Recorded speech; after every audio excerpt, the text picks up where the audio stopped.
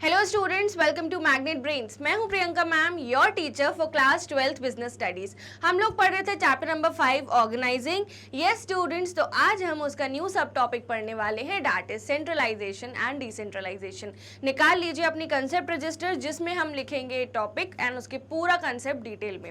So students, centralisation decentralisation की gist हम previous chapters में तो देख ही चुके हैं कि सेंट्रलाइजेशन होता है concentration of power in the hands of few और डिसेंट्रलाइजेशन होता है डिसबर्सल ऑफ पावर्स। उसी को आज हम डिटेल में पढ़ने वाले हैं आपके ऑर्गेनाइजिंग चैप्टर के रिस्पेक्ट में। So students, welcome to Magnet Brains. Magnet Brains इकलौता ऐसा प्लेटफॉर्म है पूरे इंडिया में जो आपको प्रोवाइड करता है high quality education from kindergarten to class 12th।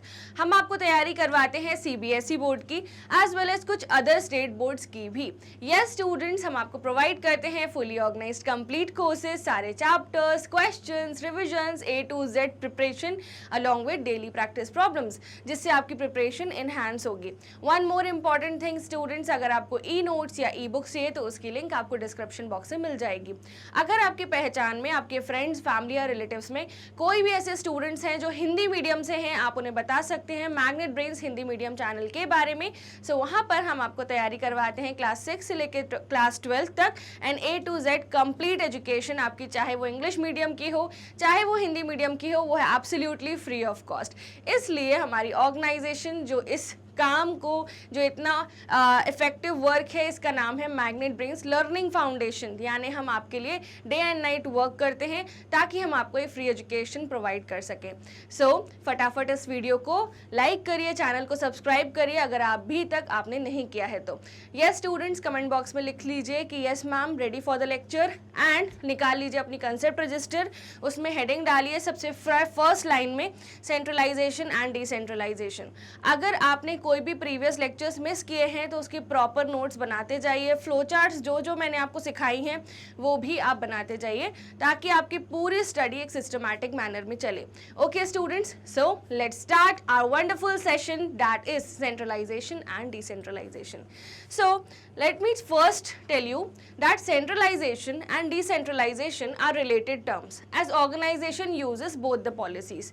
ठीक है, जैसे कि हमारे इंडिया में प्राइमरी सेक्टर भी है, टर्शरी सेक्टर भी है और सेकेंडरी सेक्टर भी है, तीनों साथ में है और हमारे इंडिया की इकोनॉमी मिक्स्ड इकोनॉमी है। सिमिलरली अगर ऑर्गेनाइजेशंस की बात करूं तो छोटी ऑर्गेनाइजेशंस भी हैं, बड़ी ऑर्गेनाइजेशंस भी हैं, अलग अलग टाइप ऑफ ऑर्गेनाइजेशंस हैं, जैसे OPC 1 person company, private company, public company, holding company, subsidiary company, या फिर अगर मैं बात करूं partnership firm, sole proprietorship firm, बहुत सारी टाइप्स ऑफ ऑर्गेनाइजेशंस हैं, कोऑपरेटिव सोसाइटी, HUF।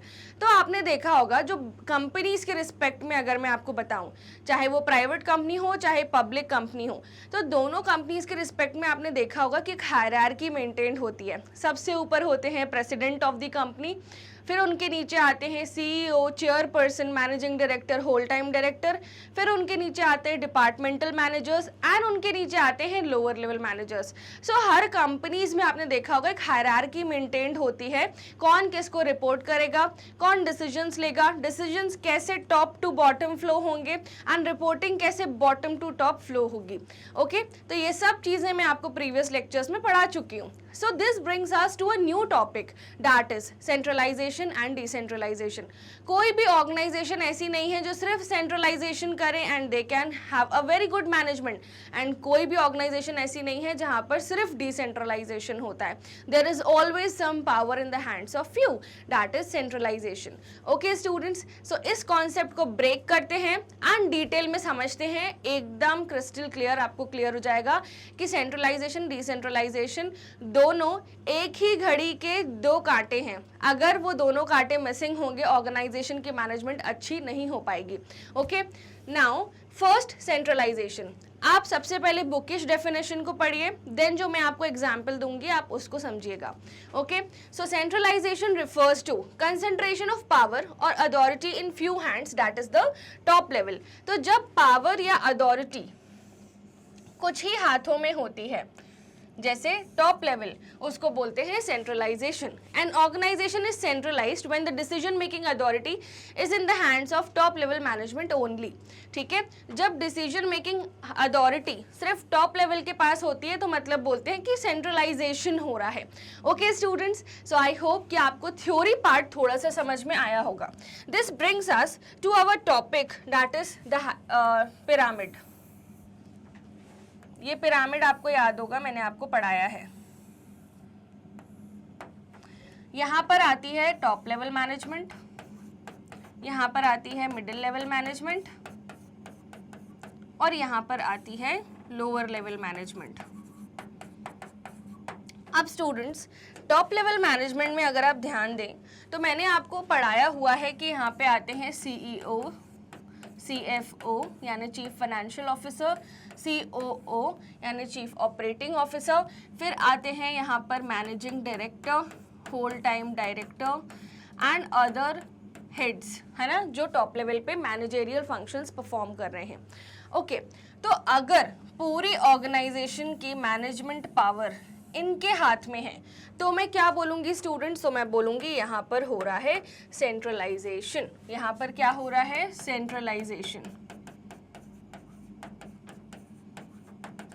ओके, तो यही इस लाइन में वो समझाने की कोशिश कर रहे हैं। इस पिरामिड से समझने की कोशिश करोगे, पूरी मैनेजमेंट के जो लेवल्स हैं वो आपको एकदम क्रिस्टल क्लियर हो जाएंगे, आप कभी भी नहीं अटकोगे। Okay, so please make this pyramid and write these lines by pausing the video and then इसके नोट्स बनाइए। ओके, चलिए फर्दर जब तक आप इसको नोट डाउन करेंगे, वीडियो पॉज करके उसके बाद आप इस टॉपिक पे आइएगा, दैट इज डिसेंट्रलाइजेशन। अगर अभी तक वीडियो को लाइक नहीं किया so please like the video, then we'll proceed to this topic that is decentralisation. Students, आप मुझे कमेंट बॉक्स में बताइए कि अगर पावर में टॉप लेवल मैनेजर्स अपनी कुछ पावर्स मिडिल लेवल मैनेजर्स को दे रहे हैं तो क्या मिडिल लेवल मैनेजर्स भी टॉप लेवल मैनेजर्स का पार्ट माने जाते हैं या नहीं माने जाते हैं? या उनको पावर दे देना, मिडिल लेवल मैनेजर्स को कुछ पावर्स दे देना, नॉट कंप्लीट पावर्स, कुछ पावर्स दे देना, डिसेंट्रलाइजेशन होता है? क्योंकि वहां पर भी तो कुछ ही लोग हैं, इन द हैंड्स ऑफ फ्यू वाली लाइन वहां भी एप्लीकेबल हो जाती है। सो कमेंट बॉक्स में आंसर देना। अगर आपका जो भी आंसर हो, ठीक है, वो आपको नहीं समझ आए तो this brings us to a new topic that is decentralisation, और वहां पे मैं आपको इसको क्लियर करने वाली हूँ। Okay, so decentralization can be defined as even and systematic distribution of authority at every level of management। अब आपको पता है कि जब top level managers middle level managers को कुछ अपनी पावर्स या अथॉरिटीज डिस्ट्रीब्यूट कर रहे हैं कि आप इन चीज़ों को हैंडल करो, एंड अगर मिडिल लेवल मैनेजर्स कुछ अपनी पावर्स लोअर लेवल मैनेजर्स को डिस्ट्रीब्यूट कर रहे हैं, वो भी कैसे? सिस्टमैटिक मैनर में, यानी ऐसे नहीं कि बस चलते फिरते कोई भी काम बोल दिया, नो, सिस्टमैटिक मैनर में प्रॉपर हायरार्की मेंटेन करते हुए, तो उसको बोलते हैं डिसेंट्रलाइजेशन। मैम हमें कुछ क्लियर नहीं हो पाया, राइट स्टूडेंट्स? तो आई नो कि ये थोड़ा सा बिना पिरामिड के आप नहीं समझ पाओगे। Let's take an example and understand decentralisation. Okay, now अब एक ऑर्गेनाइजेशन है, ठीक है, एक्स लिमिटेड। एक्स लिमिटेड एक एंड्रॉइड मैन्युफैक्चरिंग कंपनी है, ठीक है। अब इनके टॉप लेवल मैनेजर्स हैं,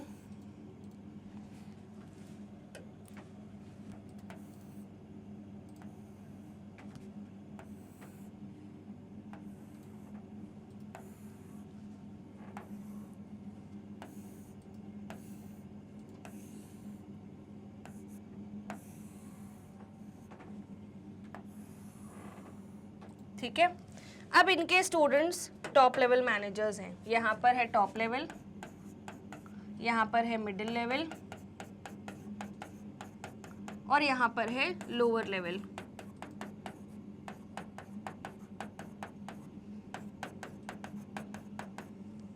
ठीक है, अब आपको यहाँ पर भी एक पिरामिड दिख रहा है, ठीक है।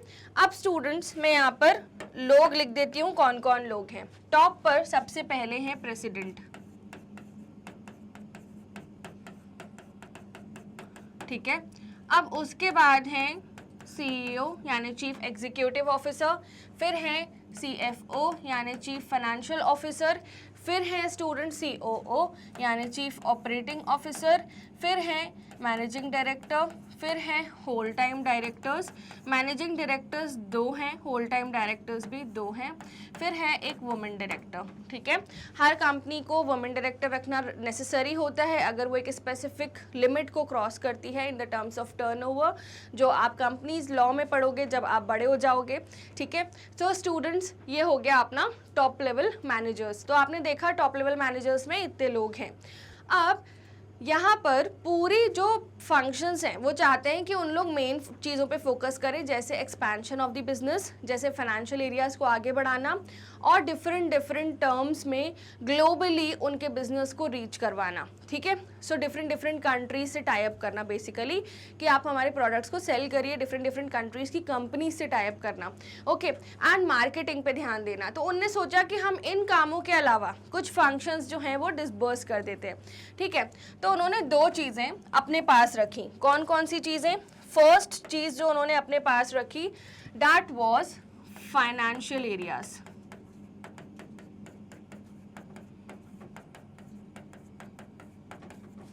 And expansion.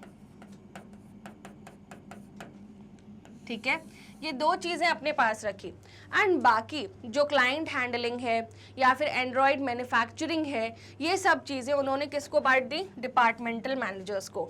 अब स्टूडेंट्स, डिपार्टमेंटल मैनेजर्स कहाँ पे आ जाते हैं? यहाँ पे आ जाते हैं सारे डिपार्टमेंटल मैनेजर्स।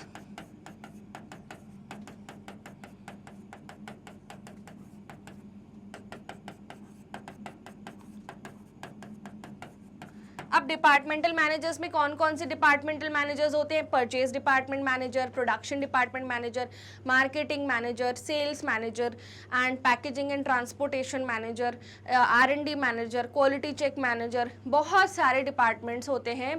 टेक मैनेजर है ना, जो टेक चेक करते हैं, क्योंकि ये सॉफ्टवेयर कंपनी है, एंड्रॉयड मैन्युफैक्चरिंग कंपनी है, जहाँ पर हम टेक की चीज़ों को ज़्यादा डील करेंगे। सो सेपरेट उसका भी डिपार्टमेंट होना चाहिए। तो सारे ऐसे डिपार्टमेंट के मैनेजर्स हैं। 1 2 3 4 5 6 7 8 9 10।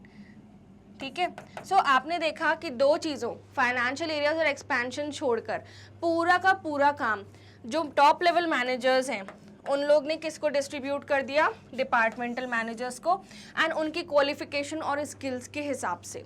ठीक है, अब आते हैं कि डिपार्टमेंटल मैनेजर्स ने क्या किया स्टूडेंट्स? ये अपने कुछ काम, कंसंट्रेशन ऑफ पावर तो इन्हीं के हाथों में है, बट जो एक्चुअल वर्क होता है वो फोरमैन को दे दिया। बहुत सारे फोरमैन हैं, अलग अलग प्रोडक्ट के हिसाब से, अलग अलग स्पेशलाइजेशन के हिसाब से बहुत सारे फोरमैन हैं। तो फोरमैन कहाँ आते हैं? लोअर लेवल में आते हैं। ठीक है, फोरमैन का हेड है सुपरवाइजर। ठीक है, तो पूरा काम सुपरवाइजर को बताया और वो सुपरवाइजर जो है वो फोरमैन से एक्चुअल काम करवाएगा। ठीक है, अब daily every week top level managers department managers से क्या करते हैं? एक मीटिंग ले लेते हैं, पूरा काम का एक बार फॉलो अप ले लेते हैं। कुछ भी लूप होल्स होते हैं, उन्हें कुछ मदद लगती है तो मदद कर देते हैं, बट पूरे बिजनेस में अंदर नहीं घुसते, क्योंकि उन्होंने अपने 2 काम फाइनेंशियल एरियाज एंड एक्सपेंशन पे ध्यान देना है। ठीक है, और बाकी जो डिसबर्सल हो रहा है पावर्स का, वो कुछ इसी तरह से हो रहा है कि यहाँ इन लोगों को मेन बिजनेस पे ध्यान देना था, तो उन्होंने कुछ पावर्स नीचे बांट दी। Okay, so decentralisation can be defined as even यानी बराबर। ठीक है, systematic distribution of authority at every level. ठीक है, तो कैसे सिस्टमैटिक डिस्ट्रीब्यूशन किया? उन्होंने बोला कि ये 2 काम हम खुद रखेंगे एंड बाकी सारे काम जो ऑर्गेनाइजेशन से रिलेटेड हैं सब डिपार्टमेंट मैनेजर्स हैंडल करेंगे। ठीक है, आप खुद सोचिए कि हमारा देश भी हर एरिया में FDI अलाउ कर रहा है, बट डिफेंस सेक्टर में कम्प्लीटली FDI अलाउ नहीं कर रहा है। क्यों? क्या रीज़न है इसका? क्योंकि वो एक सेंसिटिव सेक्टर है। सिमिलरली कंपनीज अपने फाइनेंशियल एरियाज और एक्सपेंशन में अगर डिपार्टमेंट मैनेजर्स और लोअर लेवल मैनेजर्स को डिस्ट्रीब्यूट कर देंगी पावर्स, तो कुछ भी सीक्रेसी नहीं रहेगी। टॉप लेवल मैनेजर्स जो होते हैं वो बिजनेस का भला सोचते हैं, क्योंकि एक्चुअली बिजनेस उन्हीं का ही होता है। ठीक है, सो ये तो बाकी तो एम्प्लॉयज़ होते हैं बस। ठीक है, बट अगर वो फाइनेंशियल एरियाज डिस्ट्रीब्यूट कर देंगे तो उनकी कोई कॉन्फिडेंशियलिटी मेंटेन नहीं होगी। इवन एम्प्लॉयज़ ये भी आर्ग्यू कर सकते हैं, जब आपके सेल्स फिगर इतने हाई हैं तो आप हमें सैलरीज क्यों नहीं दे रहे? है, ठीक है. They don't know the cost of machines, they don't know the cost of XYZ, a lot of things. तो दैट्स वाई ये जो सेंसिटिव एरियाज हैं, आप ध्यान देना, कभी भी टॉप लेवल मैनेजर्स उसको डिस्ट्रीब्यूट नहीं करते, है ना. जो नॉन सेंसिटिव एरियाज हैं, जो आसानी से दूसरे लोग हैंडल कर सकते हैं, उनको डिस्ट्रीब्यूट किया जाता है. यस स्टूडेंट्स, अगर आपको ये कॉन्सेप्ट समझ में आया, please like the video, it means a lot to me. Okay, चलिए. So decentralization can be defined as even and systematic distribution of power from top level to every level of management. ठीक है. So under decentralization, every employee working at different level gets some share in the authority. Her employee को कुछ ना कुछ decision making power मिलती ही है. ऐसा कोई employee नहीं रहता decentralization में जिसका कोई powers नहीं है. जैसे यहाँ supervisor को power है कि पूरी lower level की management को देखना है and कुछ भी हो आप report कर सकते हो, ठीक है. department managers को financial areas expansion छोड़ के पूरी organization की power दे दी गई है. So आपने देखा कि हर व्यक्ति को कुछ ना कुछ पावर तो है, अथॉरिटी में कुछ ना कुछ शेयर तो मिल ही रहा है. Okay, so decentralisation is a policy matter and managers plan in advance whether to go for centralized और डिसेंट्रलाइज्ड पॉलिसी. तो मैनेजर्स जो होते हैं कंपनी के, वो पहले से ही डिसाइड कर लेते हैं कि क्या हमें पावर्स देनी है मिडिल एंड लोअर लेवल को या नहीं देनी. नहीं देनी तो दे ऑप्ट फॉर सेंट्रलाइजेशन. अगर देनी है so they get a mix of centralisation and decentralisation. Okay, मतलब पावर टॉप लेवल के पास भी होती है एंड कुछ जो पावर्स होती हैं वो डिस्ट्रीब्यूट कर देते हैं. So that brings us to decentralization. Mostly India में सारी ऑर्गेनाइजेशन सेंट्रलाइजेशन एंड डिसेंट्रलाइजेशन दोनों का मिक्स अपनी कंपनीज में यूज कर रही हैं. Okay, so sometimes company follows a mixed policy, sometimes नहीं. इंडिया में तो ऑलमोस्ट सारी ऑर्गेनाइजेशंस में ही मिक्स्ड पॉलिसी पे चल रही है, जिसमें सेंट्रलाइजेशन एंड डिसेंट्रलाइजेशन दोनों एरियाज कवर्ड है. Okay, centralisation and decentralisation. Okay students, so इस पर्टिकुलर पिरामिड को आपको बनाना है वीडियो पॉज करके, because it is super important from example point of view and जो लाइन्स मैंने अंडरलाइन की हैं वो आपको नोट्स में लिखनी है. ओके, चलिए अब आगे बढ़ते हैं. They keep the important matters. जैसे मैंने बोला था ना कि टॉप लेवल मैनेजर्स सिर्फ और सिर्फ फाइनेंशियल एरियाज और एक्सपेंशन पे ध्यान देंगे. क्यों उस पर ध्यान दे रहे हैं? क्योंकि वो ऑर्गेनाइजेशन के सेंसिटिव मैटर्स हैं, मतलब कि वो एक इम्पॉर्टेंट की एरियाज हैं जो वो डिस्ट्रीब्यूट नहीं कर सकते in the form of power. तो यही लाइन यहाँ पर एक्सप्लेन की गई है. So they keep important matters such as financial decisions, structural decisions with the top level management only. ठीक है, and share the common decisions with the people working at different level. जो common decisions होते हैं वो share कर देते हैं. ठीक है, अब यहाँ पर आप फाइनेंशियल डिसीजंस तो समझ गए, पैसों के मैटर. स्ट्रक्चरल डिसीजंस क्या होते हैं? जैसे मैंने आपको पढ़ाया था कि स्ट्रक्चर 2 टाइप्स का होता है, फंक्शनल और दूसरा होता है स्टूडेंट्स डिविजनल. ठीक है, तो फंक्शनल स्ट्रक्चर कुछ कैसा दिखता है? मान लीजिए कोई ऑर्गेनाइजेशन है जो मैन्युफैक्चर कर रही है मोबाइल फोन्स,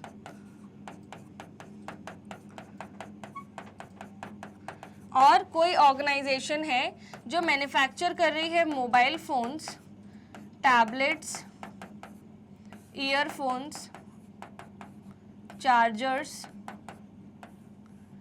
एंड उसके अलावा लैपटॉप्स.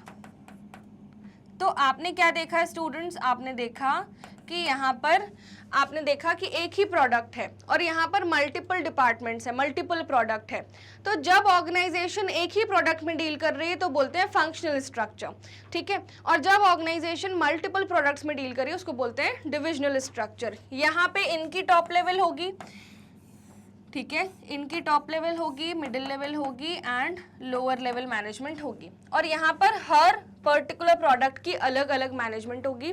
इनकी अलग management, top level, middle level, lower level, इनकी अलग, इनकी अलग, इनकी अलग एंड इनकी भी अलग. ठीक है, तो जितने प्रोडक्ट उतने मैनेजमेंट हेड्स, उतनी मैनेजमेंट पिरामिड्स, ठीक है। तो इस हिसाब से तो आपने क्या देखा कि ऑर्गेनाइजेशनल के जो स्ट्रक्चरल डिसीजंस हैं कि कैसे स्ट्रक्चर बनाना है वो कभी भी डेलीगेट नहीं किए जाते, यानी उनकी अथॉरिटी नीचे वाली लेवल्स को नहीं दी जाती, क्योंकि ये एक इम्पॉर्टेंट डिसीजन है, ठीक है। मान लीजिए कोई न्यू प्रोडक्ट लाइन आ रही है, वो कोई डिपार्टमेंट मैनेजर्स को नहीं दे सकते, राइट, एंड ये तो नहीं दे सकते स्ट्रक्चरल डिसीजन, प्लस हम कौन से डिसीजन नहीं दे सकते, फाइनेंशियल डिसीजंस, ठीक है। फाइनेंशियल डिसीजंस हम डिस्ट्रीब्यूट नहीं कर सकते in the form of authority. क्यों नहीं कर सकते? क्योंकि अगर फाइनेंशियल डिसीजंस डिस्ट्रीब्यूट हो गए तो ऑर्गेनाइजेशन के पूरे फाइनेंशियल मैटर्स लीक हो जाएंगे, ठीक है। बिकॉज ये काम जो होता है फाइनेंशियल डिसीजंस वाला चार्टर्ड अकाउंटेंट्स और टॉप लेवल मैनेजर्स का साथ मिलके होता है, ठीक है। और अगर कोई लोन लेने की बात हो, ऑर्गेनाइजेशन ने कोई लोन लिया हो और वो बात लीक हो जाए तो हो सकता है उनके शेयर के प्राइसेस कम हो जाएं, हो सकता है वो लाइमलाइट में आ जाएं, हो सकता है कि शेयर होल्डर्स का उन पे से ट्रस्ट टूट जाए। So it is very risky to distribute the power of taking financial and structural decisions to lower level managers. Okay students, I hope आपको ये समझ में आया। Now with the people working at different levels, as generally an organization can never be completely centralized or decentralized। मैं ये नहीं बोलूँगी कभी भी कि ये X ऑर्गेनाइजेशन है जो completely centralized है या ये Y ऑर्गेनाइजेशन है जो completely decentralized है। ऑर्गेनाइजेशन में centralization and decentralization दोनों देखने को मिलता है। तो कुछ पावर्स जो टॉप लेवल मैनेजर्स के पास हैं तो उसको मैं बोलूँगी सेंट्रलाइजेशन, बट जब वो कुछ पावर्स, उन पावर्स को छोड़ के जो वो डिस्ट्रीब्यूट नहीं करना चाहते, जैसे फाइनेंशियल स्ट्रक्चरल डिसीजंस, बाकी पावर्स जब वो डिस्ट्रीब्यूट कर रहे हैं तो उसको बोलते हैं स्टूडेंट्स डिसेंट्रलाइजेशन। तो यहाँ पर मिक्स्ड पॉलिसी फॉलो हो रही है। Okay, so this was our introduction to both the topics. Now features of decentralisation. So decentralisation is much more than a mere transfer of authority to a lower level. So आप ऐसा बोल सकते हो कि ma'am top level managers थे, उन्होंने financial structural decision expansion छोड़ के बाकी सब पावर्स को डिस्ट्रीब्यूट कर दिया। सो इसका मतलब क्या है कि डिसेंट्रलाइजेशन हो गया? नो, डिसेंट्रलाइजेशन पावर डिस्ट्रीब्यूट करने से बहुत ज़्यादा ही बड़ा मैटर है ना, क्योंकि यहाँ पर हम सिर्फ अथॉरिटी नहीं, हमें एक्चुअल बिजनेस को मैनेज करना है। You are answerable for each and every nook and crook which you inculcate in your team being a departmental manager, क्योंकि आपको पावर्स डिस्ट्रीब्यूट हुई हैं टॉप लेवल मैनेजर्स से। ओके स्टूडेंट्स, सो ये था अपना first point of features.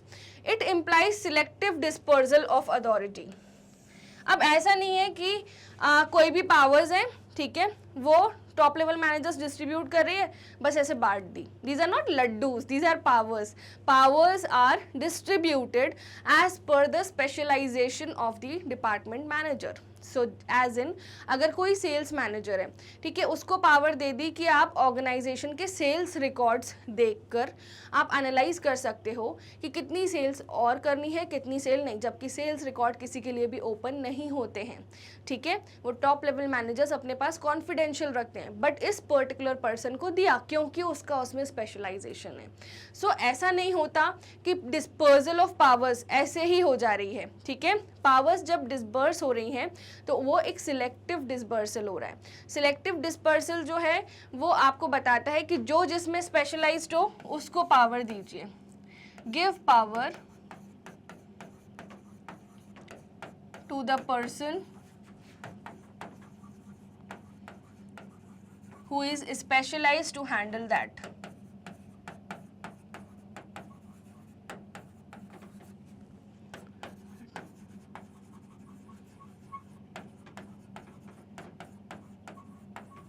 Okay students, so now next point है, it shows the belief that people are competent, capable and resourceful। अगर top level managers कुछ powers middle level managers को distribute कर रहे हैं, middle level managers कुछ power supervisor को distribute कर रहे हैं, तो मतलब उन्हें लगता है कि middle level के जो department managers हैं वो कैसे हैं, competent हैं। वो कैसे हैं students? उन्हें ऐसा feel होता है कि वो competent हैं एंड वो capable है, मतलब उस पावर को होल्ड करने लायक हैं एंड रिसोर्सफुल हैं, वो ऑर्गेनाइजेशन के लिए एक एसेट है, काम आएंगे वो ऑर्गेनाइजेशन के। तो 3 टर्म्स हैं कि पावर्स जिनको डिस्ट्रीब्यूट की जाती हैं उन पर ऑर्गेनाइजेशन को भरोसा होता है कि वो कॉम्पिटेंट हैं, केपेबल हैं एंड रिसोर्सफुल हैं। CCR, competent, capable and resourceful. Okay, now decentralization indicates that employees at middle and lower level can assume the responsibility for effective implementation of their decisions. ठीक है, तो मैंने आपको बताई थी 3 चीजें, 3 elements. First is authority, second is responsibility,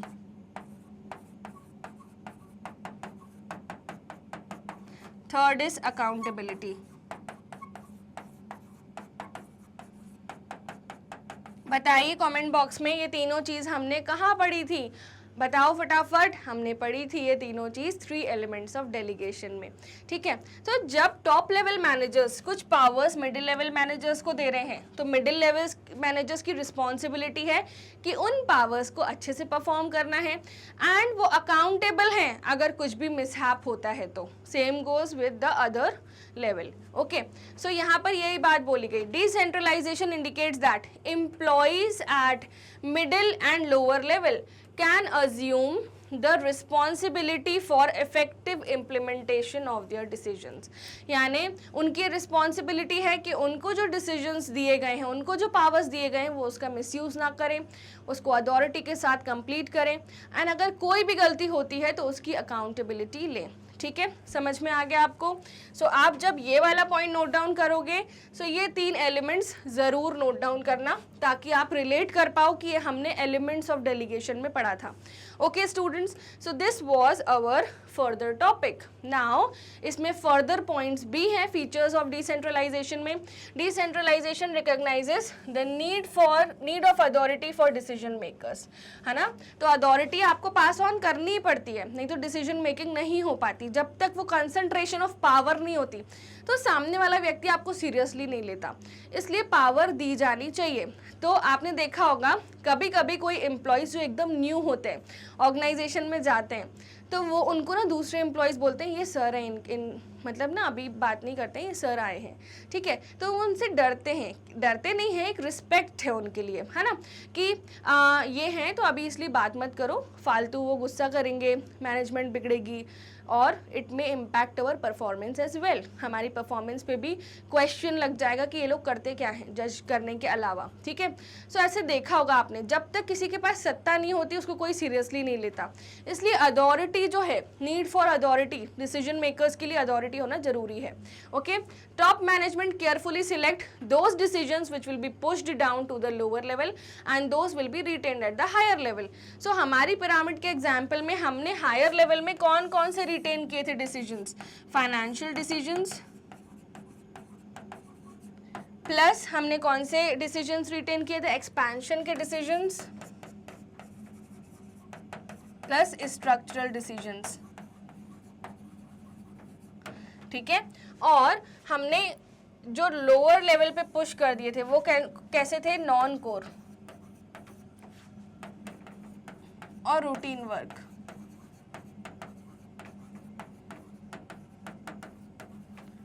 ठीक है, तो आपने देखा कि हमारे पिरामिड का ये वाला एक्सप्लेनेशन एकदम सूट हो रहा है। ओके स्टूडेंट्स, सो ये था अपना first area, that is features of decentralization. Okay, now relation between delegation and decentralization. इस टॉपिक, ये वाला जो टॉपिक है ये सुपर इंपॉर्टेंट है, आपको इसको सबसे पहले रीड करना पड़ेगा, देन मैं आपको इसको एक्सप्लेन करूंगी। ओके, सो फटाफट रीड करिए। ओके स्टूडेंट्स, तो अब जो हम टॉपिक पढ़ने वाले हैं दिस इज सुपर इम्पॉर्टेंट, ये आपके लॉन्ग आंसर टाइप क्वेश्चंस में पूछा जाता है, that is relation between delegation and decentralisation. So delegation and decentralization ये 2 टॉपिक्स हैं। ठीक है, डेलीगेशन एंड डिसेंट्रलाइजेशन। डेलीगेशन क्या होता है? जब अपन जो काम है वो किसी और को दे देते हैं। जैसे सपोज मैं पूरा दिन पढ़ाती हूँ and I don't have time to make slides. ठीक है, बट येस मैं स्लाइड्स रिव्यू जरूर कर लेती हूँ, है ना। वैसे ही सिंपली आप पूरा दिन पढ़ते रहते हैं, ठीक है, यू डोंट हैव टाइम, मतलब अगर आप कहीं बाहर रह रहे हो, you are not living at your home, so you don't have time to cook food, okay, so you have hired a house help for that, a cook for that, है ना, जो आपको हेल्प करेंगे कुकिंग में, है ना, आपके लिए वो खाना बना के देंगे, आप उन्हें फीस पे करेंगे, जो उनकी सैलरी होगी वो आप उन्हें पे करेंगे, जितना भी उन्होंने बोला हो आपसे, ठीक है। सो आपने क्या किया, अपना जो ऐसा काम था जो नॉन कोर वर्क था, आपको लगता है कि आपको मेजर वर्क पे फोकस करना है, बाकी काम आपने किसी और को दे दिया, है ना, तो उसको क्या बोलेंगे, डेलीगेशन। अब आप बोलोगे मैम आपने टर्म यूज़ किया नॉन कोर, ठीक है, ये तो आउटसोर्सिंग हो गया। नहीं बेटा, मैं आपको पर्सनल लाइफ से रिलेटेड बोल रही थी, not related to the business. Businesses जब अपना नॉन कोर एक्टिविटीज़ को आउटसोर्स करते हैं उसको बोलते हैं आउटसोर्सिंग, ठीक है। बट यहाँ पर डेलीगेशन क्या होता है, डेलीगेशन मतलब काम बांट देना, ठीक है। तो एक मैनेजर बहुत ओवरबर्डनड होता है बहुत सारे काम से, तो वो क्या करते हैं कि मेजर वर्क अपने पास रखते हैं, बाकी सारे काम को वो क्या कर देते हैं, डेलीगेट कर देते हैं। तो डिसेंट्रलाइजेशन भी तो ऐसा ही होता है। डिसेंट्रलाइजेशन में top level managers major work, major जो ऐसे सेंसिटिव एरियाज होते हैं जो वो डिस्ट्रीब्यूट नहीं कर सकते, जिसके पावर्स वो अपने पास रखते हैं, बाकी पावर्स को नीचे वाले लोअर लेवल्स पर शिफ्ट कर देते हैं। सो आपको आपके मन में ऐसा बार बार आ रहा होगा मैम डिसेंट्रलाइजेशन और डेलीगेशन में आखिर फ़र्क क्या है, ठीक है, ये हमें समझ में नहीं आ रहा। So this brings us to this topic which is super important, and अगर आपने इस टॉपिक की जड़ को नहीं समझा तो आप जीवन भर कंफ्यूज रहोगे कि डिसेंट्रलाइजेशन और डेलीगेशन तो एक ही बात है। नो, ये एक ही बात नहीं है। चलिए स्टार्ट करते हैं ये वंडरफुल टॉपिक जो आपको इंसाइट देगा why it is different. Now इस ऑर्गेनाइजेशन के इस वाले डायग्राम को देखिए, सबसे ऊपर है डायरेक्टर, ठीक है, तो डायरेक्टर आप मुझे बताइए टॉप लेवल मैनेजर्स होंगे, ठीक है। फिर है production head, production manager, supervisor, foreman and machine operator. तो आपने देखा top to lower level hierarchy जा रही है। तो सबसे पहले क्या हो रहा है कि पावर्स डिस्ट्रीब्यूट हो रही हैं, तो उसको बोलेंगे डिसेंट्रलाइजेशन। फिर डायरेक्टर ने कुछ काम प्रोडक्शन हेड को दे दिया, प्रोडक्शन हेड ने कुछ काम अपना प्रोडक्शन मैनेजर को दे दिया, मैनेजर ने कुछ काम सुपरवाइजर को दे दिया। तो जब वो काम डिस्ट्रीब्यूट कर रहे हैं वो हो रहा है डेलीगेशन, ठीक है। Now let's read the theory. Decentralization is extension of delegation, यानी डेलीगेशन अगर छोटा सा एरिया है, डिसेंट्रलाइजेशन उसका एक्सटेंडेड एरिया है, ठीक है। तो जैसे एक घर होता है, ठीक है, घर के आजू बाजू गार्डन होता है, ठीक है, तो मैं बोलूँगी garden is the extension of the house, ठीक है। सिमिलरली डिसेंट्रलाइजेशन जो है वो डेलीगेशन का बड़ा रूप है, यानी एक्सटेंशन है, okay. Now we multiply the authority with 2 whereas in decentralization the authority is multiplied by many, ठीक है। सो ये वाली लाइन को ध्यान से सुनिए। इन delegation we multiply the authority with 2, whereas in decentralization the authority is multiplied by many, because systematic delegation taking place at every level will result in evenly distribution of authority and responsibility at every level and result in decentralization। तो जब authority मैं सारे levels में distribute कर रही हूँ मैं उसको बोलूँगी डिसेंट्रलाइजेशन, बट जब वर्क एंड अथॉरिटी मैं केवल अपने बिलो वाले मैनेजर को डेलीगेट कर रही हूँ मैं उसको बोलूँगी डेलीगेशन। तो मान लीजिए कि एक मीटिंग हुई, ठीक है, अब अपन एक पिरामिड बना के देखते हैं स्टूडेंट्स, है ना। तो मान लेते हैं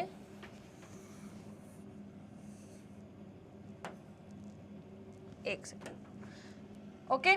सो मान लेते हैं स्टूडेंट्स कि यहाँ पर एक मीटिंग हुई। तो सबसे पहले मेरे साथ ये पिरामिड ड्रॉ करते जाइए ताकि हम इस मीटिंग के एजेंडा को समझ सकें।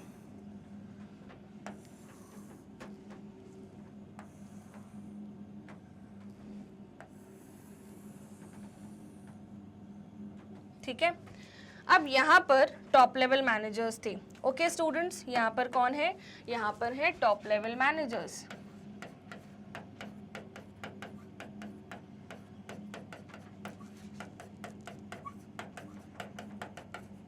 यहाँ पर है मिडिल लेवल,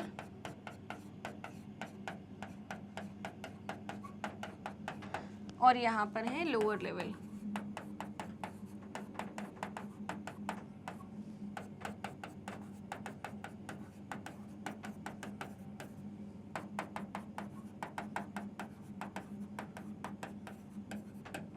सो स्टूडेंट्स, आप अगर यहाँ पे देखेंगे तो सबसे पहले टॉप लेवल मैनेजर्स में आते हैं अपने डायरेक्टर्स, सीईओ, सीएफओ, चेयरपर्सन,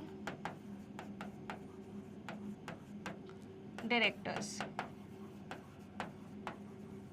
ठीक है, यहाँ पे आ जाते हैं डिपार्टमेंटल मैनेजर्स, जैसा आपको पता ही है।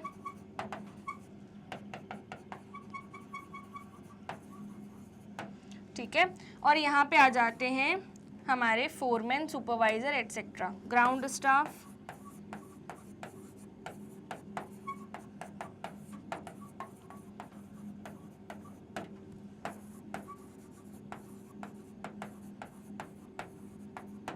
सो स्टूडेंट्स, अब मैं आपको पिरामिड पता है, ऑर्गेनाइजेशन की हायरार्की है। अब मैं आपको एक एग्जाम्पल के थ्रू सब समझाती हूँ। ठीक है, नाउ व्हाट हैपेंड कि एक ऑर्गेनाइजेशन है,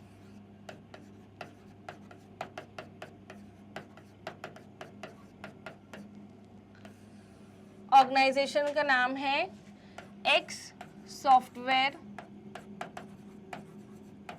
टेक्नोलॉजी प्राइवेट लिमिटेड। ठीक है, x software technology private limited, ये बड़ी ऑर्गेनाइजेशन है, इसमें टोटल 180 मेंबर्स हैं।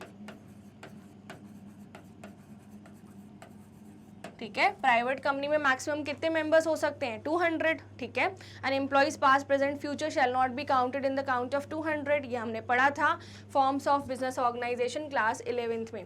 सो स्टूडेंट्स, आपको पता है प्राइवेट कंपनी है, 180 मेंबर्स हैं उसमें, एंड ये पूरी मैनेजमेंट है। ठीक है, तो ये मेंबर्स अलग हैं और ये मैनेजमेंट है। मैनेजमेंट में एम्प्लॉइज भी आ रहे हैं एंड टॉप लेवल भी आ रही है। ठीक है, अब इस ऑर्गेनाइजेशन का एक न्यू प्रोजेक्ट आने वाला है, the new project.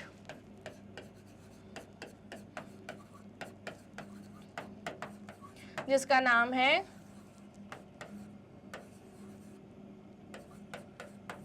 Super care, और ये एक सिक्योरिटी प्रोवाइडिंग ऑर्गेनाइजेशन है, सिक्योरिटी सर्विसेज प्रोवाइड करती है। नाउ टॉप लेवल मैनेजर्स ने क्या किया कि 3 डिसीजंस अपने पास रखे, है ना। अब उनका प्रोडक्ट क्या था कि सिक्योरिटी सर्विसेज प्रोवाइड करना डिफरेंट बिजनेस हाउसेस को। ठीक है, तो उनका एक बहुत बड़ा क्लाइंट का प्रोजेक्ट आया, दैट इज सुपर केयर। ठीक है, अब क्या हुआ कि यहाँ पर टॉप लेवल मैनेजर्स ने क्या किया, अपने पास structural decisions, financial decisions plus और स्ट्रक्चरल, फाइनेंशियल और इसके अलावा एक्सपेंशन, ये वाले डिसीजंस अपने पास रखे। ठीक है, अब क्या हुआ, बाकी जो डिसीजंस हैं, बाकी डिसीजंस जैसे कि डिपार्टमेंट्स, असल में सर्विसेज के लिए क्लाइंट की जो प्रोजेक्ट है उसको रेडी करना, ये डिपार्टमेंटल मैनेजर्स को हैंडल कर दिया कि आप प्रोजेक्ट रेडी करो, एंड आप उनको काम डिवाइड कर दिया उनके डिपार्टमेंट के हिसाब से। डिपार्टमेंट मैनेजर्स ने कुछ यहाँ पर इनको पावर असाइन हुई है कि ये पूरा प्रोजेक्ट की पावर है कि आपको पूरा काम करके देना है, एंड आपकी रिस्पॉन्सिबिलिटी है कि ये टाइम पर कंप्लीट हो, एवरी वीक आपको फॉलो अप देना है। टॉप लेवल मैनेजर्स ने ये डिपार्टमेंट मैनेजर्स यानी मिडिल लेवल मैनेजर्स को ये रिस्पॉन्सिबिलिटी, अथॉरिटी असाइन की। मतलब वो क्या कर रहे हैं, डिसेंट्रलाइजेशन कर रहे हैं, और सेंट्रलाइजेशन उनके पास भी कुछ पावर्स हैं। मतलब इस ऑर्गेनाइजेशन में कौन सी पॉलिसी फॉलो हो रही है, मिक्स्ड पॉलिसी।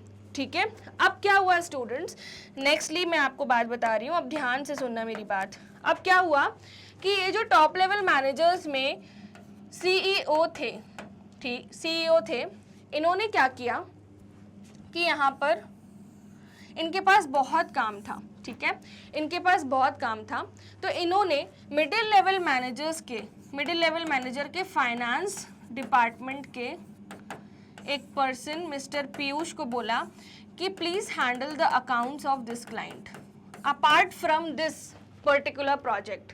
आपको ये मैं आपको एक क्लाइंट दे रहा हूँ, कोई भी XYZ कोई क्लाइंट है, इसका अकाउंट्स हैंडल करो और मेरे को इसकी रिपोर्ट बना के दो, ठीक है, क्योंकि वो ओवरबर्डन थे अपने काम से। तो उन्होंने क्या किया, अपने नीचे वाले लेवल पे कुछ वर्क डेलीगेट कर दिया या कुछ पावर डेलीगेट कर दी, है ना, और उनको बोला कीप इट वेरी कॉन्फिडेंशियल। अब क्या हुआ, मिस्टर पीयूष को अकाउंट्स पे काम करना था और ये काम उनको CEO ने दिया था, तो वो ऑलरेडी सुपर केयर वाले प्रोजेक्ट पे काम कर रहे थे।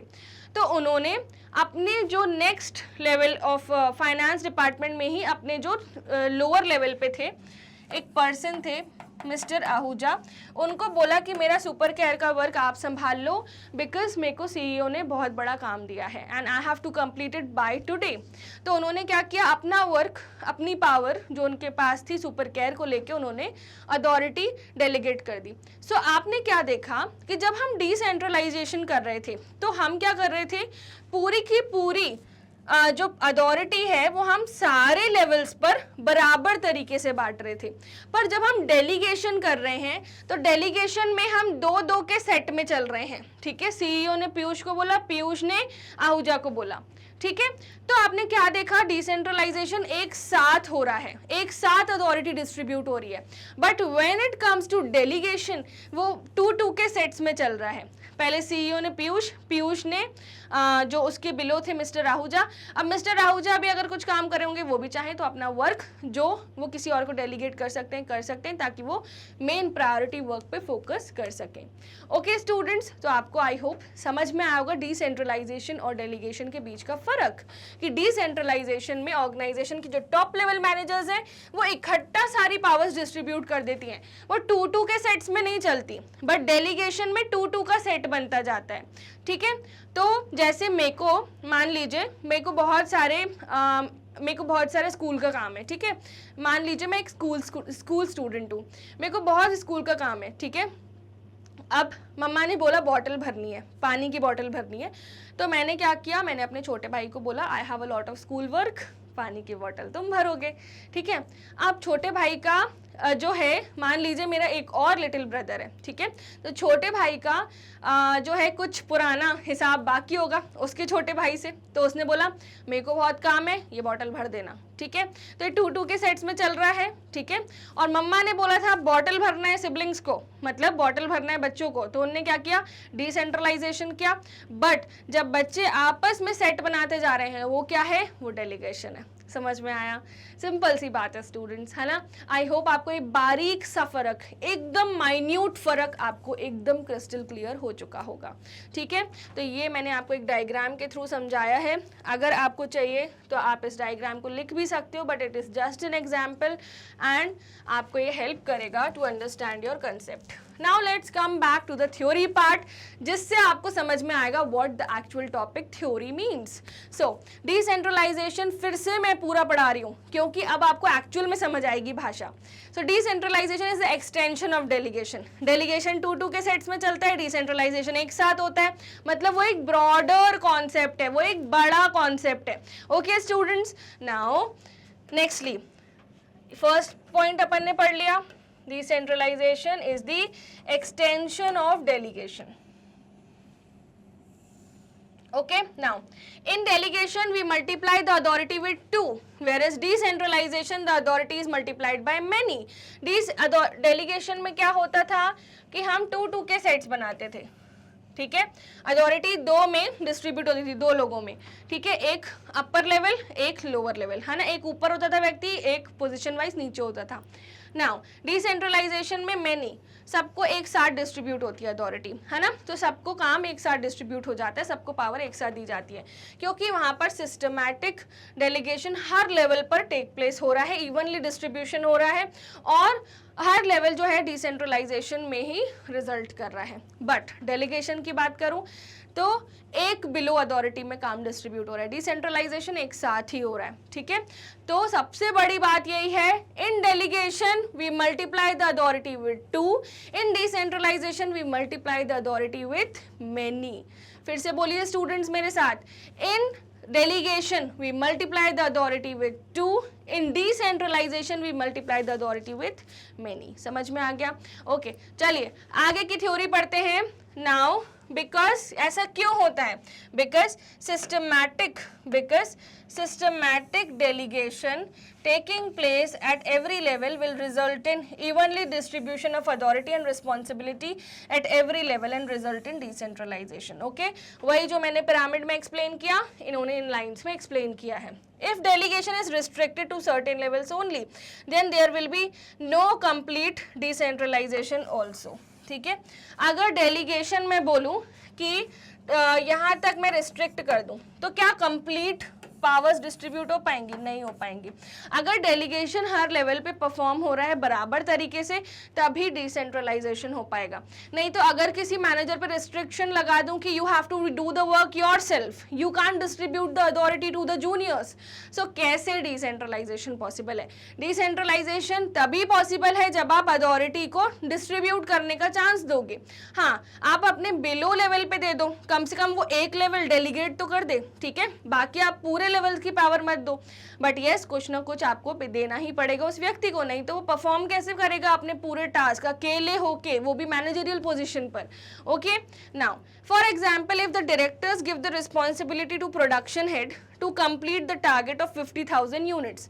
तो हमारे एग्जाम्पल में डायरेक्टर्स ने क्या दिया? डायरेक्टर्स ने क्या दिया है? रिस्पॉन्सिबिलिटी दी है. किसको दी है? प्रोडक्शन हेड को रिस्पॉन्सिबिलिटी दी है. किस चीज की? कि टारगेट कंप्लीट करना है 50,000 यूनिट्स पर एनम. ठीक है, अभी इतनी लाइन को समझते हैं कि डायरेक्टर्स ने प्रोडक्शन हेड को क्या दी है स्टूडेंट्स? रिस्पॉन्सिबिलिटी दी है. क्या दी है? रिस्पॉन्सिबिलिटी.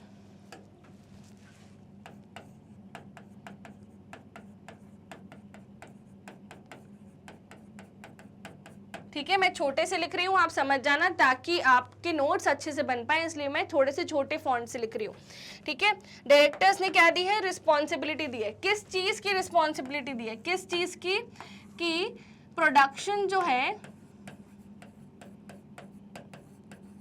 प्रोडक्शन टारगेट कंप्लीट करना है, that is 50,000 units per annum, यानी एक साल में 50,000 यूनिट्स का प्रोडक्शन कंप्लीट करना है. तो ये बड़ी रिस्पॉन्सिबिलिटी, आधा लाख यूनिट्स है ना. Now and authorize him to hire required workers, decide their salaries one working condition. उन्होंने प्रोडक्शन हेड को एक अथॉरिटी दी. क्या दी यहाँ पर स्टूडेंट्स? उनको अथॉरिटी. किस चीज की अथॉरिटी दी? उन्होंने बोला आपको लगता है कितने वर्कर्स हायर करने चाहिए, आप वर्कर्स हायर करो, मुझे कोई दिक्कत नहीं है, वर्कर्स हायर करो. और क्या बोला उन्होंने? ठीक है, hire the required worker, decide their salaries and working condition. उनकी सैलरी डिसाइड करो और उनकी वर्किंग कंडीशंस डिसाइड करो. ठीक है, कि वो कहाँ काम करेंगे, कैसे काम करेंगे. सो अभी तक का एग्जाम्पल ये था. ठीक है स्टूडेंट्स, नाउ आगे देखते हैं. The production head further shares his responsibility and authority with the production manager to achieve the target and select the workers. ठीक है, तो प्रोडक्शन हेड ने क्या किया? वो खुद तो बैठ गए, ठीक है, और उन्होंने क्या की? रिस्पॉन्सिबिलिटी शेयर की. ठीक है, किससे रिस्पॉन्सिबिलिटी शेयर की? प्रोडक्शन मैनेजर से. ठीक है, उनको बोला achieve target, select the workers. ठीक है, क्योंकि वो तो हेड है ना, वो क्यों काम करेंगे, वो तो हेड है ना. उनने सब कुछ किसको दे दिया? प्रोडक्शन मैनेजर को, कि जाओ ये टारगेट प्रोडक्शन बोल दिया टॉप लेवल ने, और ये है वर्कर सिलेक्ट करना है आपको, उनकी सैलरी वगैरह सब डिसाइड करो. ठीक है, so production manager shares his authority and responsibility with the supervisors who directly deal with the workers. अब ये भी तो मैनेजर है, ये क्यों काम करेगा? इसने किसको डेलीगेट कर दिया? सुपरवाइजर को, कि जाओ डायरेक्टली डील करो वर्कर्स के साथ और उनको सिलेक्शन में काम करवाओ. ठीक है, सिलेक्शन करवाओ उनका. This sharing of authority and responsibility between directors, production head, managers, subordinate will result in systematic distribution of authority at every level automatically. ठीक है, so that is why we say that systematic delegation leads to decentralization. ठीक है, तो समझ में आया कि नहीं आपको? क्या हुआ था देखिए, आई होप आपको समझ में आ गया हो. यहाँ पर सबसे पहले था कौन? सबसे पहले हमारे एग्जाम्पल में था, अगर आपको ध्यान हो, डायरेक्टर. ठीक है, अब डायरेक्टर ने क्या किया था? डायरेक्टर ने इसी वाले डायग्राम में मैं आपको समझा देती हूँ तो आपको क्लियर हो जाएगा। डायरेक्टर ने क्या किया था, डायरेक्टर ने प्रोडक्शन हेड को जिम्मेदारी दी थी कि आपको क्या करना है, 50,000 यूनिट्स का प्रोडक्शन करना है पर एनम, और आप चाहो तो वर्कर्स हायर कर लो, ठीक है। प्रोडक्शन हेड ने बोला ओके सर, डन, काम हो जाएगा आपका, ठीक है। प्रोडक्शन हेड ने प्रोडक्शन मैनेजर को बोला कि सुनो, ऊपर से आया है ऑर्डर और कंप्लीट करना है 50,000 यूनिट्स का प्रोडक्शन पर एनम, और उसके लिए वर्कर्स हायर करना है, उनका सब डिसाइड करना है, सैलरी वगैरह A to Z, ठीक है। प्रोडक्शन मैनेजर ने किसको बोल दिया, सुपरवाइजर को, कि तुम सुपरवाइजर हो, तुम वर्कर्स हायर करो, उनको गाइड करो, प्रोडक्शन स्टार्ट करवाओ। तो आपने क्या देखा, फिर सुपरवाइजर ने फोरमैन को बोला कि वर्कर्स हैं इनके ट्रेनिंग करो, ठीक है, और वर्कर्स ने फिर एक्चुअल काम करना चालू किया। सो आपने देखा कैसे हो रहा है, सिस्टमैटिक डेलीगेशन हो रहा है। हर एक ऊपर वाला व्यक्ति अपने नीचे वाले पर्सन को काम देता जा रहा है ताकि वो फ्री हो जाए और वो अदर काम लेने के लायक हो जाए, ठीक है। तो सिस्टमैटिक डेलीगेशन हो रहा है एक नीचे 2-2 के सेट्स में, और यही सिस्टमैटिक डेलीगेशन किस में रिजल्ट कर रहा है, डिसेंट्रलाइजेशन में, है ना। तो मैं बोल सकती हूँ systematic delegation is equal to decentralisation. Okay students, तो आई होप आपको ये वाली लाइन समझ आई होगी। That is why we say that systematic delegation leads to decentralisation. Okay, easy peasy, the concept was very easy. Okay, so अब आपके मन में आ रहा होगा, मैं बोलूँ आपसे कुछ क्वेश्चंस मैं आपसे पूछूं, that when the powers are distributed in a set of 2 from upper level to a lower level, तो आप क्या बोलोगे, delegation. When there is continuous delegation systematically, what it will lead to? It will lead to decentralization. Okay. When the concentration is in the hands of few, that is centralization. When the concentration is distributed in the hands of many, that is decentralization. So in India, most of the companies are running a mixed policy of centralization and decentralization. Okay students, अगर आपको समझ में आया, do let me know in the comment section. And हम आगे बढ़ते हैं towards our next paragraph, that is in delegation the authority is shared between 2 persons only, that is the manager and his subordinate, ठीक है। whereas in decentralization many people at all level are involved, है ना। सारे levels जो हैं, director, production and manager, subordinate, सब में जब डेलीगेशन हो रहा है अपने अपने 2-2 के सेट्स में, उस पूरे सिस्टमैटिक डेलीगेशन को ही हम क्या बोल रहे हैं, डिसेंट्रलाइजेशन। तो क्या हम ऐसा लिख सकते हैं कि systematic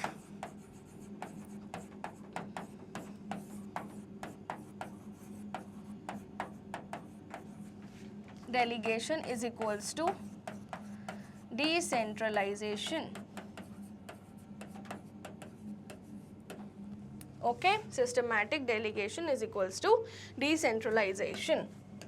Okay students, now delegation is necessary in every organization but decentralization is optional. Delegation जो है हर ऑर्गेनाइजेशन में ज़रूरी है, डिसेंट्रलाइजेशन ऑप्शनल है। आपको अथॉरिटी डिस्ट्रीब्यूट करनी है, करो, नहीं करनी नहीं करो, पर डेलीगेट काम तो डेलीगेट करते ही है ना, क्योंकि हर एक व्यक्ति इतना ओवरबर्डन नहीं हो सकता, काम आपको पास ऑन करना ही पड़ता है ना, अपने लोअर लेवल पे। सो delegation is an essential part of every organization. No organization can work without using the concept of delegation. There is no individual who can do all the work himself. अगर एक व्यक्ति पूरा काम अब खुद से करेगा तो उसके ऊपर तो कैसा भार सा आ जाएगा ना, उसके ऊपर भार आ जाएगा। बट ये जो वर्क है डिस्ट्रीब्यूट हो जाएगा तो सारे लोग मिलके कर लेंगे, और ये जो ऐसा झुका हुआ खड़ा है ये झुका हुआ नहीं रहेगा, ये कैसा हो जाएगा, एकदम सीधा, मतलब अब इसके ऊपर ज़्यादा भार नहीं है। ओके स्टूडेंट्स, तो अब इसने क्या किया, इसने इन पावर्स को डिस्ट्रीब्यूट कर दिया। समझ में आई बात। तो डेलीगेशन बहुत ज़रूरी है क्योंकि अकेला व्यक्ति पूरा काम नहीं कर सकता। Delegation is a tool to get the work done effectively and efficiently through whereas decentralization is required when an organization grows and expand and only top level cannot manage it. ठीक है। तो डिसेंट्रलाइजेशन की ज़रूरत तब पड़ती है जब organisation बड़ी हो रही है, टॉप लेवल अकेले चीज़ें मैनेज नहीं कर पा रही, तो हर स्टेप पे डेलीगेशन हो रहा है, और जो हर स्टेप पे डेलीगेशन हो रहा है वो रिजल्ट हो रहा है सिस्टमैटिक डेलीगेशन रिजल्ट हो रहा है डिसेंट्रलाइजेशन में। Okay, so delegation is necessary. अगर डेलीगेशन नहीं होगा तो ऑर्गेनाइजेशन के जो ओनर हैं वो बहुत बर्डन हो जाएंगे, specially in the present era due to liberalization and globalization fast decision is needed. अब क्योंकि एलपीजी पॉलिसी का पूरा मार्केट है तो फटाफट डिसीजंस लेने पड़ते हैं, अदरवाइज आप पीछे छूट जाओगे मार्केट में। Okay, and quick decision can be taken through decentralization only, ठीक है, as it provide greater flexibility, freedom of action, but still many organization is are working with little और नो डिसेंट्रलाइजेशन, है ना। वो क्या चाहते हैं, पावर टॉप लेवल के पास ही रहे, भले काम आप डिस्ट्रीब्यूट करते जाओ बट सत्ता नहीं जानी चाहिए, ठीक है। तो अभी भी बहुत ऑर्गेनाइजेशन है जो पावर को डिस्ट्रीब्यूट कर ही नहीं रहे, ठीक है, काम दे रहे हैं लोअर लेवल्स को, यानी डेलीगेशन कर दे रहे हैं, बट इतना ज़्यादा डेलीगेशन नहीं कर रहे कि वो डिसेंट्रलाइजेशन में रिजल्ट हो जाए, है ना। वो टॉप लेवल मैनेजर्स के पास ही पूरी पावर रहने दे रहे हैं, वो अपना जो पावर है वो डिस्ट्रीब्यूट नहीं कर रहे। Okay, so it is a matter of choice, preference of the top level management and not compulsory। Decentralization करना है या नहीं, पावर बांटनी है या नहीं, ये किसकी चॉइस है, ये टॉप लेवल मैनेजर्स की चॉइस है। जैसे आपने देखा होगा कि एक घर में तिजोरी की चाबियां हैं, ठीक है, तो हेड ऑफ द फैमिली के पास पावर है कि उन्हें वो अपनी जेब में रखनी है वो कीज, या फिर उनको डिस्ट्रीब्यूट करनी है लोअर लेवल्स में, है ना, यानी कि अपनी बहू को देनी है वो चाबी या किसी और को देनी है ना। तो आपको पता होगा घरों में भी कई बार ये पूरी सत्ता the head of the family के पास होती है, ठीक है। Same goes here, top level managers को डर लगता है कि अगर इसको इतनी सत्ता दे दी, मिडिल लेवल मैनेजर्स को सत्ता दे दी, तो फिर तो हमारा रोल ही खत्म हो जाएगा, फिर वो ये वैल्यू भूल जाएंगे कि टॉप लेवल मैनेजर्स की वजह से ही हम हैं। इसलिए डिसेंट्रलाइजेशन से बहुत सारी ऑर्गेनाइजेशंस डरती हैं, ठीक है। सो आप इसको घर वाले एग्जाम्पल से ले सकते हो। ओके, थोड़ा सा आपको फनी लग सकता है बट ये उससे याद रहता है कि एक्चुअली कॉन्सेप्ट क्या था। Okay, now difference between centralization and decentralisation. So first है मीनिंग। तो मैंने आपको हमेशा बोला है जब भी डिफरेंस बिटवीन आए तो हमें क्या बनानी होती है स्टूडेंट्स, टेबल। टेबल नहीं बनाओगे सो वो जो एक प्रेजेंटेशन है वो कहीं ना कहीं लैक करेगा। ओके, सो डिसेंट्रलाइजेशन और सेंट्रलाइजेशन के बीच का डिफरेंस। फर्स्ट मीनिंग, तो सेंट्रलाइजेशन का मतलब क्या होता है, कंसंट्रेशन ऑफ पावर और authority at higher level only, यानी टॉप लेवल के पास जब कंप्लीट पावर होती है उसको बोलते हैं सेंट्रलाइजेशन। बट जब वो पावर डिस्ट्रीब्यूट हो जाती है हर लेवल ऑफ मैनेजमेंट पर उसको क्या बोलते हैं, decentralization. Authority at different levels, यहाँ पे टॉप मैनेजमेंट के पास ही मैक्सिमम अथॉरिटी होती है, मिडिल लेवल मैनेजर्स और लोअर लेवल मैनेजर्स के पास कम होती है, ठीक है। और अथॉरिटी यहाँ पर क्या है, सिस्टमैटिकली डिवाइड हो रही है हर लेवल पर, है ना, क्योंकि डेलीगेशन हो रहा है 2-2 के सेट्स में। Now suitability, so it is suitable for small scale organisations, पर जब बड़ी ऑर्गेनाइजेशंस होती हैं तो हमें डिसेंट्रलाइजेशन करना नेसेसरी है। नाउ फ्रीडम ऑफ एक्शन, यहाँ पे मैनेजर्स के पास कम फ्रीडम होता है, यहाँ पे ज़्यादा, क्योंकि उनके पास पावर होती है। सो फटाफट इस पूरे चार्ट को नोट डाउन करिए, देन हम आगे बढ़ेंगे towards our next topic. Okay students, तो यहाँ पर हमारा जो नेक्स्ट टॉपिक है वो हम पढ़ेंगे अगले सेशन में। अब बारी आती है आपको गुड बाय बोलने की for this session. So students, आपने समझा पूरा कॉन्सेप्ट अच्छे से, डिटेल में हमने लिखा भी सब कुछ, एक एक चीज़, एक एक पिरामिड से हमने समझा।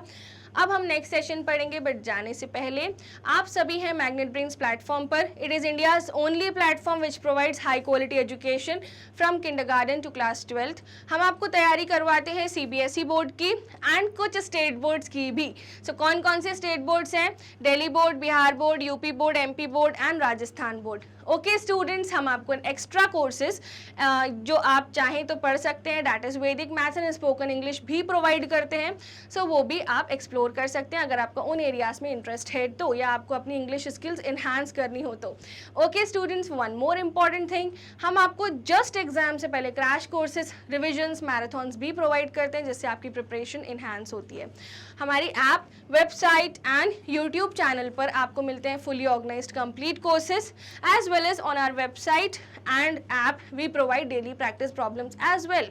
अगर आपको ई नोट्स या ई बुक्स चाहिए तो उसकी लिंक आपको डिस्क्रिप्शन बॉक्स में मिल जाएगी। ये हमारे अदर सोशल मीडिया हैंडल्स हैं जैसे Facebook, Instagram, Twitter, Telegram and WhatsApp. अगली बार आप इन्हें ओपन करें तो सर्च बार में मैग्नेट ब्रेन्स जरूर डालना एंड फॉलो बटन पे जरूर क्लिक करना। Please subscribe to this video, subscribe to this channel, like this video and do let me know in the comment section if you have any doubts and जो मैंने question पूछा था उसका भी answer जरूर देना। Okay students, thank you so much, see you in the next session super soon।